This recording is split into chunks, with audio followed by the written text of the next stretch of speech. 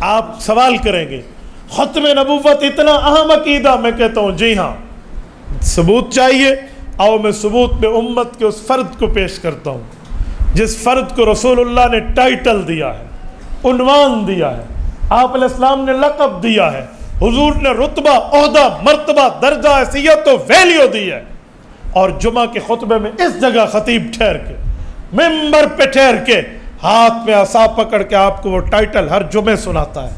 پیغمبر فرماتے ہیں ارحم امتی بی امتی ابو بکر، کہ لوگو میری امت جتنی آ چکی، جتنی آئے گی، ان سب امت میں میرے رب نے مجھے بتایا کوئی ایک شخص ایسا ہے جس کے سر پہ امت کے رحیم و کریم ہونے کا تاج سجے، جس کے کندھوں پہ امت میں شفیق ہونے کی شفقت کے تمغے سجے، وہ ابو بکر صدیق رضی اللہ عنہ۔ نعرہ تکبیر، تاجدار ختم نبوت، شان محمد مصطفیٰ، شان صدیق اکبر، نعرہ تکبیر۔ ابو بکر وہ ہے جس کے سر پہ تاج سرداری امت سجا ہے، اور حضور نے ارحم کا لقب دیا ہے۔ ارحم، سب سے زیادہ امت پہ رحم کرنے والا امت میں۔ یہ سپرلیٹو ڈگری ورڈ ہے جسے ہم کہتے ہیں عربی میں اس میں تفضیل۔ میں ایک جملہ کہہ رہا ہوں، سنو۔ یہ جو نرم ترین آدمی ہے، یہ عقیدہ ختم نبوت پہ کتنا نرم ہے اور کتنا گرم ہے، اس سے فیصلہ کرا لو۔ ابو بکر کی ذات اقدس کو اٹھائیں اور اس کے دربار پہ پوچھ کے اس کو دیکھیں کہ عقیدہ ختم نبوت پر سینسٹیوٹی، حساسیت کتنی ہے، اور اس پہ ابو بکر تجھے ٹائٹل تو رسول اعظم سے ملا، نبی اعظم سے ملا، پیغمبر اعظم سے، رحیم و کریم نرم ترین امتی ہونے کا اعزاز حضور کی زبان سے ملا۔ ابو بکر آپ بتاؤ عقیدہ ختم نبوت پہ نرمی کتنی اور گرمی کتنی؟ آؤ میں ابو بکر صدیق کے اس عمل کو پیش کرتا ہوں۔ حضرت ابو بکر صدیق رضی اللہ عنہ کا دور ہے۔ آپ میں سے جتنے دوست سعودیہ گئے ہیں وہ جانتے ہیں کیپٹل آف دا کنگڈم، سعودیہ کا جو دار الخلافہ ہے، دار الحکومت، راجدھانی ہے سعودیہ کی، وہ ریاض ہے، اور ریاض سے 70 کلومیٹر کے لگ بھگ ایک بستی ہے جسے آج بھی یمامہ کہتے ہیں۔ آپ جائیے یمامہ کی بستی کا وہاں حالات دیکھ لیں۔ یہاں کا رہنے والا ایک مسلمہ ہے، اس شخص نے دعوی نبوت کیا ہے رسالت مآب کے دنیا سے جانے اور ابو بکر کی خلافت سنبھالنے کے وقت۔ یہ ابو بکر صدیق نے یہ نہیں سوچا ابھی حکومت پہ پاؤں میں مضبوط کر لوں، یہ نہیں سوچا کہ رسول اعظم دنیا سے گئے ہیں اور ابو بکر تیری بات کیسی مانی جائے گی۔ ابو بکر نے صحابہ اور اہل بیت کو کال دی ہے، جمع ہوئے، حضرت ابو بکر صدیق رضی اللہ عنہ نے سب سے بات کی ہے اور کہا سنو، ایک ہی جملہ، اَيَنْقُصُ الدِّينَ وَأَنَا حَيٌّ، کہا دو میں ایک کام ہوگا، یا حضور کے دین میں نقصان برداشت کرو گے یا میں زندہ رہوں گا، یہ دو اکٹھے نہیں ہو سکتے۔ جسے منطق کی زبان میں کہتے ہیں مانعۃ الجمع، یہ اکٹھے نہیں ہو سکتے۔ یہ انگلش میں کہیں امپاسبل سینٹینس، یہ ناممکن جملہ ہے، نہیں ہو سکتا۔ کہا یا مجھے زندگی چاہیے تو پھر میں لڑوں گا، یا رسول اللہ صلی اللہ علیہ وسلم کا تحفظ کر جاؤں گا، یا اپنی جان آفریقہ کے حوالے کر دوں گا۔ یہ حضرت عمر نہیں کہہ رہے جن کی تلوار دنیا میں مشہور ہے، یہ سیدنا علی نہیں کہہ رہے جس نے مرحب کے سر کو یوں اڑایا تھا جیسے ہم چٹیل میدان میں فٹ بال کو کک مارتے ہیں، یہ حضرت علی نہیں ہے، یہ خالد ابن ولید نہیں ہے جو 226 جنگوں کا فاتح کمانڈر ان چیف آپ صحابہ ہے، یہ وہ نہیں ہے۔ یہ وہ ہے جب بدر میں سب کہہ رہے تھے حتی یسخن فی الارض، ان قیدیوں کو مار دو، جو پکڑے گئے ہیں ایک ہی ابو بکر تھا جو کہہ رہا تھا یا رسول اللہ نہ مارے، انہوں نے پڑھائی لکھائی سیکھی ہوئی ہے، یہ ہمارے صحابہ دوستوں کو سکھا دیتا کہ ہم قرآن و سنت لکھ کے امت تک پہنچا۔ یہ وہ نرم آدمی ہے جو اس موقع پر بھی نرم ہے جس پر حضرت عمر کھڑے ہوئے کہا میرے رشتہ دار میرے حوالے، علی کے رشتہ دار علی کے حوالے. یہ اس موقع پہ بھی گرم نہیں ہے. یہ وہ ابو بکر ہے جس نے اتنی مار کھائی ہے. ام الخیر حضرت سلمہ رضی اللہ عنہ ابو بکر کی اماں فرماتی ہیں کنگھی دینے کے لیے سر میں کنگھا ڈالتی. اتقتلون رجلا ان یقول ربی اللہ کے معاملے میں ابو بکر کے سر کے بالوں کو یوں کھینچا گیا تھا، بال اکھڑ کے کنگھی میں آ جاتے. اس شخص نے مقابلہ نہیں کیا، دین پر تکلیفیں برداشت کی. اور ابو بکر صدیق کی بیٹی اسما بنت ابی بکر 27 سال عمر تھی جب اللہ کے رسول نے ہجرت کی ہے. ابو جہل حضور پاک علیہ السلام کے گھر آیا تو نہیں، علی المرتضی بستر پر ہے. ناکام حضور پاک علیہ السلام کو پکڑنے میں ہوا. ابو بکر کے گھر آیا، تیرا ابا کہاں ہے؟ کہا جی وہ بھی نہیں ہے. کہا کہاں گیا؟ تو اسما نے کہا جہاں جانا تھا. کہا کہاں جانا تھا؟ کہا جہاں پہنچ گیا. نہیں بتایا ابا کہاں ہے. تو اس ظالم نے چانٹا مارا. جوان بیٹی جس کے گھر میں ہو، میں اس باپ کے سینے پر اس کی غیرت سے سوال کرتا ہوں. جب بیٹی گھر میں جوان ہو اور دشمن چہرے پہ تھپڑ مارے، باپ کے سینے میں کیا ہوگا؟ کیا ہوگا؟ آپ مجھے ایمان سے بولیے جس کے سینے میں باپ والا دل ہے. کیا ابو بکر صدیق رضی اللہ عنہ نعوذ باللہ آج کے دور کا بندہ ہو تو کہتا ابو بکر کیرے کم میں لگ گئے، کس کام میں پڑ گئے ہو؟ جوان بیٹی کو نہیں دیکھتے؟ آج دشمن اس کے چہرے پہ تھپڑ مارتے اور تو بیٹھا ہے نبی پاک کو غار میں لے کر. ہم جیسا کوئی اس طرح کی بکواس کر سکتا تھا؟ ابو بکر نے ایک لمحہ سوچا، جی نہیں. ابو بکر صدیق کا کیا بدلا؟ خاموشی ہے، معاملہ رب کے حوالے کیا. نہ وہ راز اگلی، نہ ابو بکر نے مشن چھوڑا.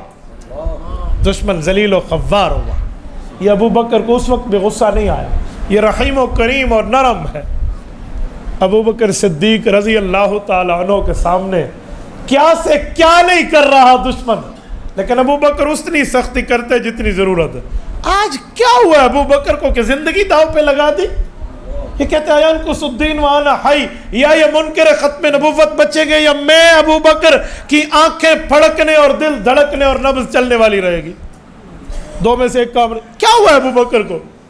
وجہ عقیدہ ختم نبوت ہے. پہلے ابو بکر صدیق کے ذات کے معاملات تھے، اب رسول اللہ کی ذات کا مسئلہ ہے. اے حضور کی ذات پہ سب ذاتیں قربان.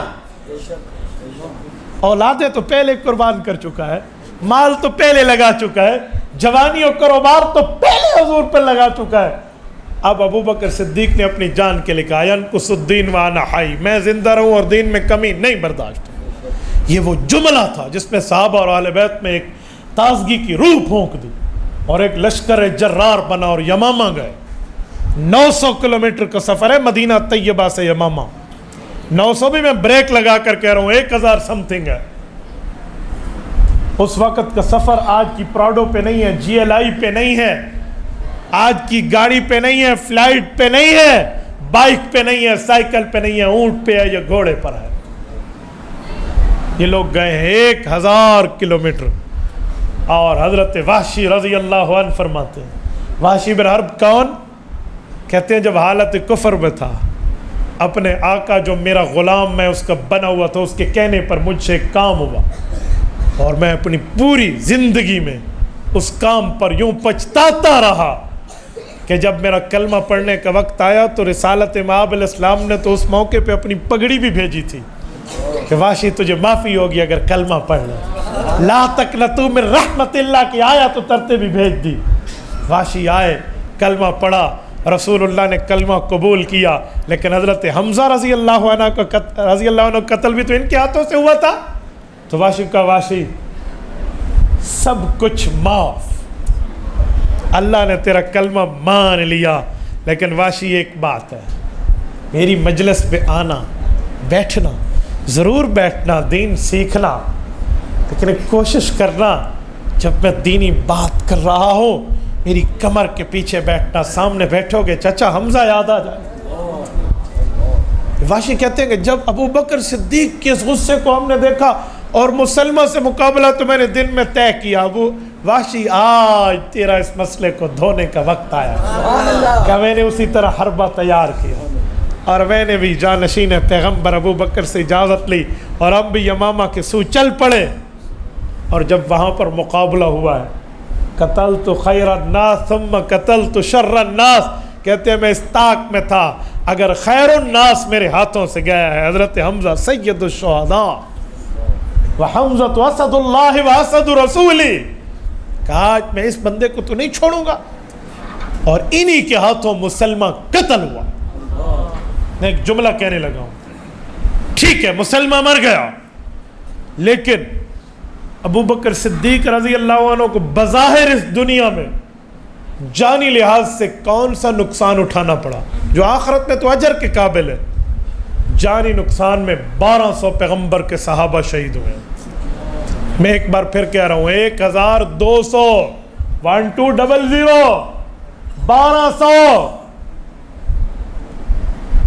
1200 صحابہ ایک جنگ میں ختم نبوت کے تحفظ پہ اپنی جان آفری کے حوالے کر گئے۔ اب میں ایک سوال کرتا ہوں، ابو بکر تو نرمی کا ٹائٹل رسول اللہ سے لیا، اتنی بڑی قربانی جو آج ہم کہتے ہیں نا عظمت قرآن کے بیانات میں کہ 700 قرآن کے قاری شہید ہوئے تو قرآن جمع کیا گیا تھا، ورنہ پتوں پہ لکھا ہوا تھا، پتھروں پہ تھا، چمڑوں پہ تھا، 2 گتوں کے درمیان جمع 700 قراء کی شہادت پر ہے۔ یہ 1200 صحابہ میں 700 یہ یمامہ کے شہید ہیں، یہ 1200 صحابہ شہید ہوئے، اس میں 700 قراء اسی جنگ کے ہیں جو ختم نبوت کے تحفظ پہ گئے۔ آؤ میں اب ایک سوال کرنے لگا ہوں، اتنی بڑی قربانی ابو بکر دے کر نہیں پچھتایا؟ حضور پاک کے دور میں دیکھتے ہیں کتنے بندے کتنی جنگوں میں گئے ہیں، آؤ رسول اللہ کی جنگوں کا حساب لگاتے ہیں۔ اذن للذین یقاتلون بانہم ظلموا، جہاد کا حکم آیا ہے سن 1 ہجری میں، رسالت مآب دنیا سے گئے ہیں سن 11 ہجری ربیع الاول میں۔ 10 سال اللہ کے رسول کی آخری دنیاوی زندگی جہادی زندگی ہے۔ کتنے جہادی مہم جوئیاں ہیں؟ 27 غزوات ہیں اور 400 سریات ہیں۔ غزوہ کی تعریف ہے کہ غزوہ ہر اس جنگ کو کہتے ہیں جس میں یا رسول اللہ یا تو رسول اللہ اس میں خود شریک ہوں یا حضور اس کی پیشن گوئی دے۔ لوگ اس کی آدھی تعریف کرتے جس میں حضور خود شریک ہوں، تو پھر لوگ ہی پوچھتے ہیں غزوہ ہند تھی حضور شریک نہیں ہونا، پھر آج یہ اعتراض آ گیا چھڈو جی، نہ تعریف پوری کرے، حضور خود شریک ہو اور یا حضور اس کی پیشن گوئی دے، یہ غزوہ ہے۔ اور سریہ حضور شریک بھی نہیں ہے، پیشن گوئی بھی نہیں ہے، لیکن اپنی نگرانی میں صحابہ کے لشکر کو روانہ کیا۔ تو 400 سریات ہیں جس میں صحابہ کو مہم جوئیوں کے لیے بھیجا ہے، اور 27 غزوات ہیں۔ آؤ ملاؤ اس میں کتنے شہداء ہیں؟